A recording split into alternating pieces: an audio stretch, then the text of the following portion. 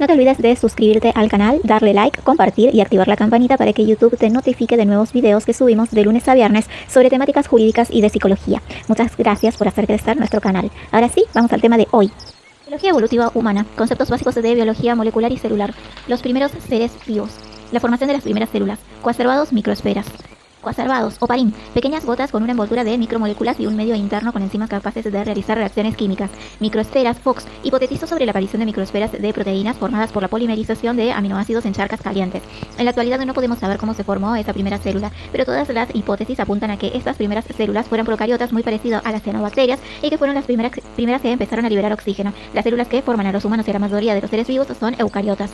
Células eucariotas son más complejas que las células procariotas y las células procariotas son antecesoras de las células eucariotas. Estromatolitos son estructuras que crecen adheridas al sustrato y emergen verticalmente del mismo. Su inicial formación y desarrollo se debe a la actividad de poblaciones microbianas denominadas cianobacterias. Estromatolitos 1 son la evidencia de vida más antigua que se conoce en la Tierra, por ejemplo rocas ígneas o magmáticas en Groenlandia de 3.800 millones de años. Otro ejemplo serían los estromatolitos más antiguos encontrados en Warrawoona, Australia, de 3.500 millones de años. 2. Las cianobacterias son fotosintéticas oxigénicas. El incremento de este gas está evidenciado geológica y biológicamente. Esto ocurrió de forma masiva hace 2.500 millones de años. 3. Son los primeros formadores en zonas arrecifales. Extrematolitos, sus estructuras son más pequeñas, son como pequeñas columnas que surgen verticalmente en océanos. Dentro de ellos existen muchos microbios, fundamentalmente las cianobacterias. Son la evidencia de vida más antigua que se conoce, encontrados en fósiles de 3.800 millones de años. Fueron los primeros oxigenadores de la atmósfera hasta hoy y eso fue lo que cambió el curso de la vida en nuestro planeta. Dentro de ellos están los coacervados, empiezan a surgir cianobacterias que para sobrevivir desarrollaron la capacidad de fotosíntesis.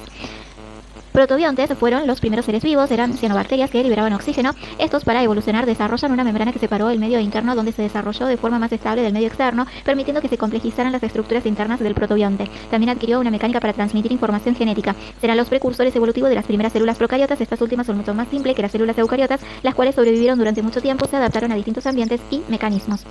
Atmósfera. Comenzó a ser rica en oxígeno. Las primeras células fueron heterótrofas y anaeróbicas. Las heterótrofas adquirían su alimento a partir de otro ser vivo, dado que los océanos constituían un extenso caldo primitivo que proporcionaba suficiente alimento a todos los seres vivos que allí estaban. Por eso los primeros organismos fueron heterótrofos y anaeróbicos, que no utilizan el oxígeno para sobrevivir. Los primeros organismos, entonces, dijimos que son anaeróbicos, se agotó el caldo primitivo y aparecen otros organismos que hacen fotosíntesis. Y las cianobacterias se complejizan, aparecen los precursores de las plantas. Entonces se cree que hace 2.500 millones de años hubo un pico de oxígeno en nuestra atmósfera dado por el agotamiento de ese caldo primitivo.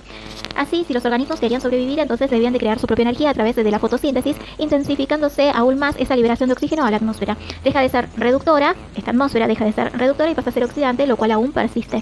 Evolución celular, células procariotas a células eucariotas.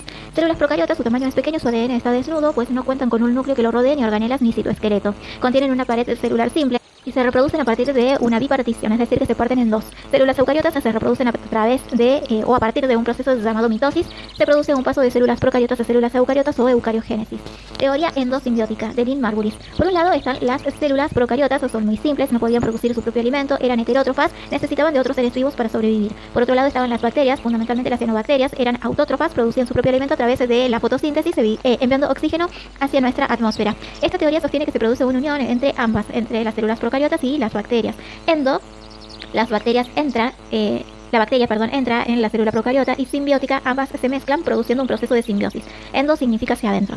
Para la bacteria, unirse a una célula procariota era beneficioso, pues la célula le proporcionaba una membrana que separaba el medio externo del interno, donde la bacteria aeróbica podía ejercer su función. La bacteria beneficiaba a la célula procariota porque aquella producía su propio alimento. Luego de miles de millones de años, las bacterias se transforman en mitocondrias de célula animal y en cloroplastos de célula vegetal. Estas mitocondrias hoy producen la energía de nuestras células.